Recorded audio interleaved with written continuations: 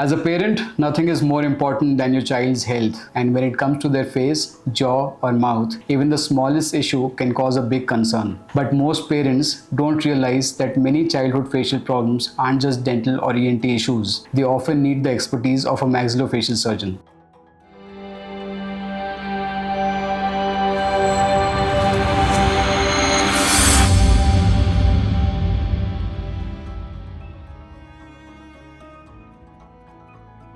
Hi, I'm Dr. Vikram Singh, Oral and Maxillofacial Surgeon, and today I'm going to simplify when your child might actually need to see a specialist like me and why early attention can make all the difference. First, let's understand who we are. An oral and maxillofacial surgeon is a specialist trained to diagnose and surgically treat conditions related to the face, jaws, mouth, and neck. We work with children, teens, and adults, but pediatric cases need special care, precision, and planning. So when should a child be brought to a maxillofacial surgeon? Here are some of the most important situations. First, facial injuries or jaw fractures. Children are active. Falls, sports accidents, bicycle mishaps, they are common. But if your child has swelling, pain in opening the mouth, difficulty in chewing, or the jaw looks misaligned after trauma, it might be a fracture of the mandible or condyle. We assess this not just clinically, but with imaging like X-rays or CBCT, and many such fractures in kids can be treated conservatively if caught early. Second, congenital conditions like cleft lip and palate.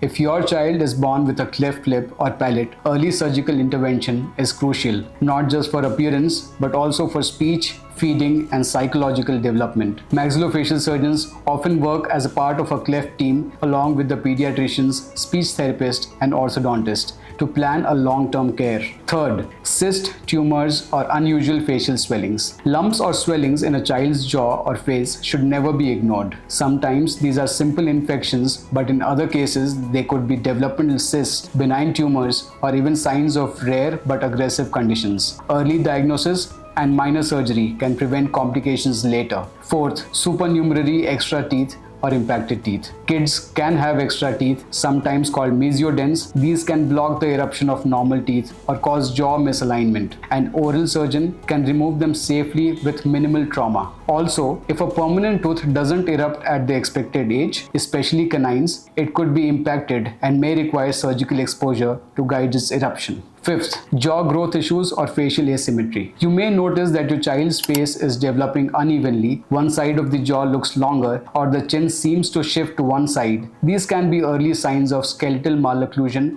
or TMJ disorders, and early screening by an OMFS can prevent the need for more complex surgery in adulthood. Sixth, mouth opening problems or jaw locking. If your child complains of difficulty in opening the mouth, clicking sounds from the jaw, or pain during the chewing, it may be related to the temporomandibular joint or TMJ. TMJ problems in children can be related to injury, infection, or growth disturbances, and if not addressed properly, they can cause lifelong functional issues. Seventh, oral pathologies or recurrent infections. Children with chronic mouth ulcers, recurring gum swellings, or non-healing wounds in the oral cavity should be evaluated thoroughly. It may be sometimes simple, or it may need biopsy and intervention. Now, many parents worry, isn't surgery too much for a child? Here's what you need to know. Most of the pediatric oral surgeries are planned carefully, done under safe anesthesia, and are less invasive than you think. In fact, early surgery often prevents complications that could affect growth, speech, or facial harmony later on. There's a saying in pediatric surgery, small intervention today avoids a lifetime of correction tomorrow. That's especially true for facial and jaw-related conditions. We always aim for the least invasive, most effective treatment, whether it's observation, minor surgery, or collaborating with pediatric dentists, orthodontists, and speech therapists. So, if you ever notice unusual swelling, facial injuries, delayed tooth eruption, jaw asymmetry, or any issue related to your child's face or mouth,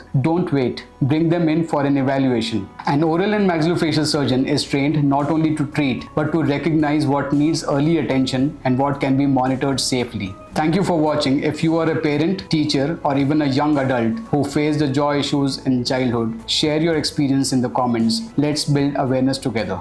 Subscribe for more content.